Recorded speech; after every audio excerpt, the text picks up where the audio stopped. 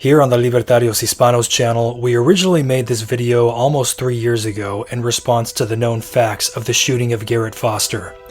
Now that the shooter, Sergeant Daniel Perry, has been convicted, Garrett Foster's name has come up again. So now that it's relevant one more time, here are the facts of the Garrett Foster shooting.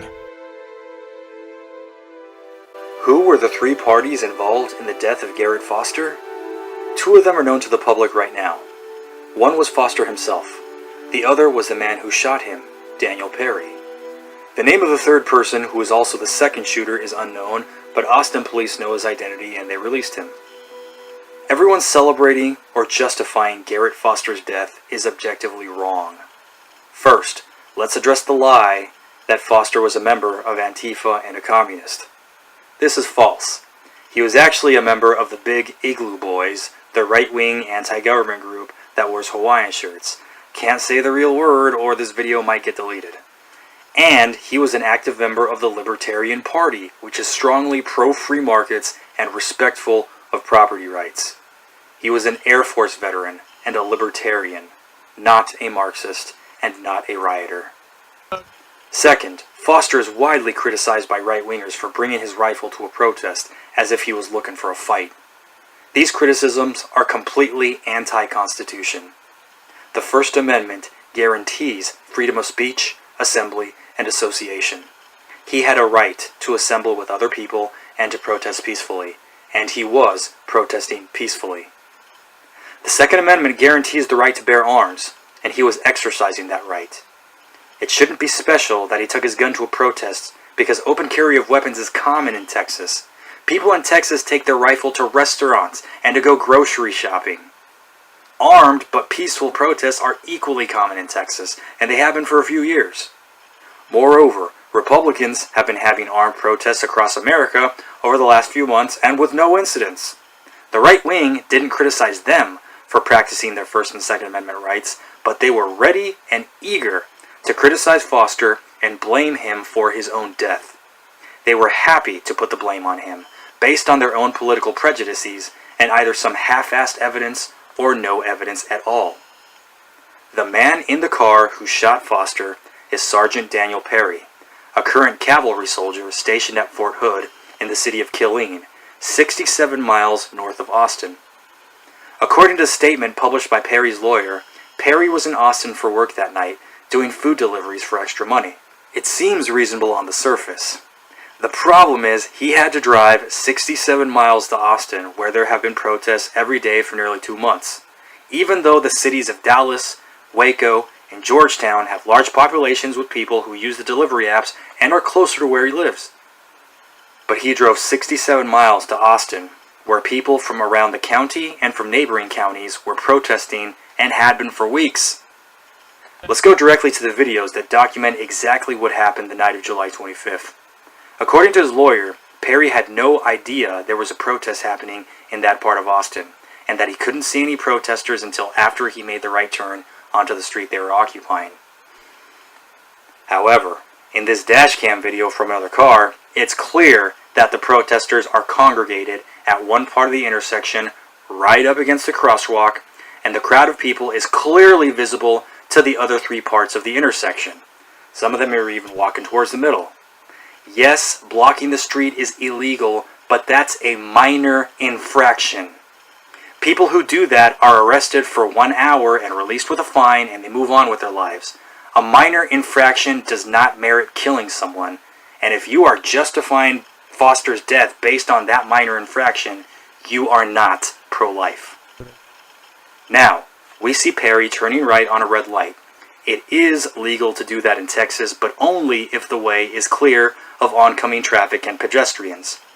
The way was obviously not clear of pedestrians, and Perry chose to drive ahead anyway, right into the crowd. Well, it looks like Foster's not the only one who did something illegal that night. Once Perry had driven into the crowd surrounded his car and people started banging on the car. Perry tried accelerating while Foster was pushing his disabled fiancée in her wheelchair out of the way. Perry likely would have run her over if the crowd had not surrounded his vehicle and angrily stopped him. Next, Perry's lawyer claims that Foster had his rifle pointed at Perry the whole time, and that Perry feared for his life because of that. We can see that's also false. Here in slow motion, we clearly see that Foster's rifle is pointed down, before and during the moment he is shot. We can also see that Foster never fired his rifle. Here's a photograph taken just seconds before Perry shot Foster. We can clearly see that Foster's rifle is pointed down, not at the low ready, but down. Next, there are gunshots. Foster falls dead, the crowd flees from the car, and Perry uses this opportunity to drive away. People assume that Foster fired because in the first video to be published by the media, we hear two different guns firing, even though we can't see either of them. The Daily project manager even called Foster an Antifa rioter, and said, "You can hear the AK-47 firing first." Both of these are assumptions, and they are wrong assumptions based on faulty circumstantial evidence. We see neither of the two in that early release video. We only hear the gunshots from two guns. But in this slow motion video taken from an angle facing Foster and the car, Foster's rifle is clearly pointed away from Perry, and the first muzzle flash is the one coming from the open window of the car. Foster falls, mortally wounded, there are more shots, and people are running and screaming. The gunshots falsely attributed to Foster sound significantly louder because Perry was much closer to the camera phone than the second shooter, and also Perry probably had a higher caliber handgun than the second shooter. But Foster didn't fire. How else do we know that Foster never fired his rifle? Because the Austin Police Department said so. In an official statement, Austin PD Chief Brian Manley said that both shooters turned themselves into the police. Someone else in the crowd, whose name the police have not released yet, was the second shooter. Perry fired his weapon at Foster, and someone else in the crowd fired his weapon at Perry's car. The delay between the first gun and the second gunshots indicates that the second shooter needed time to draw his gun. Both shooters were released by the police because both of them had some kind of a case to make for self-defense, and the police felt the need to investigate more before bringing charges against either shooter. The president of the Austin Police Association originally called Foster part of the faux Mike Ramos brigade and said that he was looking for a confrontation and he found it. He was completely wrong. He has since publicly apologized and taken back those comments after all this new information has surfaced, making him look like a fool. Let's go to the motives of the parties involved. A look at Perry's recent tweets makes it abundantly clear he hates the police brutality protests and he fantasized about being able to shoot a protester. He even responded to a tweet by Donald Trump about protesters in different cities saying, quote, "Send them to Texas. We will show them why we say don't mess with Texas," end quote. It also turns out that Perry has a history of violent behavior. We know that he was injured in Afghanistan and has PTSD, which are not points against him. I understand those things. But he has been dealing with his PTSD in very toxic and harmful ways. He has previously been arrested and charged with assault causing bodily injury. We know from his tweets he doesn't like people from other ethnic groups, thus partially explaining his hostility towards the Black Lives Matter message.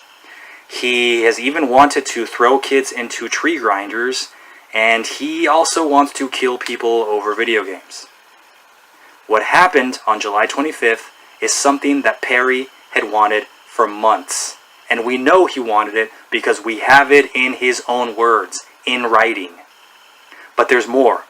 Perry was photographed several days later at the scene of the killing, harassing people who were having a memorial vigil for Foster. He went back to the scene of the crime to antagonize people mourning the guy he killed. Now, let's go to Garrett Foster in his own words. Why was he practicing the First Amendment that night? They don't let us march in the streets anymore, so gotta practice some of our rights. Why was he practicing the Second Amendment that night? Well, our roommate got arrested and they stopped letting us march anywhere, so started carrying. Most importantly, what you won't see in the interview is that his fiancée Whitney is black. Black lives mattered to Garrett Foster. He was not a Marxist. He was a man in love with a black life. Now, let's clear something up before anyone tries to put words in my mouth. Most people who say the phrase Black Lives Matter are saying a true statement. They're not members of the BLM organization. The organization, Black Lives Matter, has chapters in 16 cities in the United States, whereas there have been protests in over 150 cities. That's not the organization, BLM, organizing most of these events. It's a bunch of pissed off Americans exercising their First Amendment rights before they lose it, which is something that Foster was afraid of. The organization, called Black Lives Matter, has no credibility because its founders are self-admitted Marxists and have used the BLM brand to support the dictator Nicolas Maduro, who is the Butcher of Caracas, whose regime is so notorious for police brutality that it makes American police look like the Mickey Mouse Club. I should know because I've been working with Venezuelan dissidents for over 3 years and have worked with survivors of massacres perpetrated by the regime. However, Nicolas Maduro being bad does not make what's happening in our country acceptable. When the rest of us say that Black Lives Matter, that's not taking away from the value of life of anyone else in any ethnicity. Foster said those words, and he was white, and not ashamed to be white. We say Black Lives Matter to clarify that their lives matter too, because it wasn't always the case. In our own Declaration of Independence, our founding fathers wrote that all men are created equal. However, the 3/5 clause recognizing slavery in our Constitution established very clearly that all men were obviously not created equal in the eyes of the U.S. government and the several states. The 13th, 14th, and 15th Amendments were great victories for the people of our country, but the history of Jim Crow, the war on drugs, sentencing disparities, and the militarization of American police have led to these alarming statistics. The people saying Black Lives Matter are not the same as the organization that endorses communist dictators, and Daniel Perry was unable to distinguish between the two. The people who wasted no time blaming Foster for his own death, justifying his death, even celebrating his death, did so because they themselves crave violence. They projected their own politics onto Garrett Foster and Daniel Perry on nothing but an early released video where neither of the two men are on camera. Those people joyfully basking in the death of an innocent man are a cancer to this country. They want violence against people whose politics they disagree with. They're just as brainwashed as supporters of Fidel Castro, Nicolas Maduro, and Kim Jong-un. They crave a civil war in this country just as much as Antifa craves a violent revolution. And I am equally opposed to both of those bags of garbage. This is where my ancestors are buried. Am I not allowed to be here? No. I didn't do anything. Those of you who actually want to fight Marxists where they're in power and murdering people every day are welcome to join the Citizens Embassy of Venezuela, or the National Liberation Front of Venezuela, or to write to Secretary Mike Pompeo urging him that the State Department recognize the legitimate Venezuelan Supreme Court under Michelangelo Martin, or to make a donation to the Cuban exile nonprofit Brothers to the Rescue, or to join Yeonmi Park in rescuing people who escaped from North Korea only to be trafficked in China. You are not fighting communism by celebrating Garrett Foster's death. What is crystal clear about the night of July 25th and backed up by hard evidence is that Garrett Foster was exercising his constitutional rights, that he never pointed his rifle at Perry, and that he never fired his weapon. What's also clear is that Perry has actually committed violence against people before killing Foster and not including the war. That he has a well-documented aggressive personality, that he had wanted to shoot protesters, that he drove 67 miles to Austin, that he actually was able to see protesters in the street before making that turn, that he drove into a crowd of pedestrians, that he shot first and killed Garrett Foster, and that he came back to Austin to harass mourners. The one thing Foster did wrong that night he died was display a touch of arrogance, as we see in his interview from that night. Against the cops, I'm dead. And I think all the people that hate us and, want to say shit to us are too big of pussies to stop and actually do anything about it. So.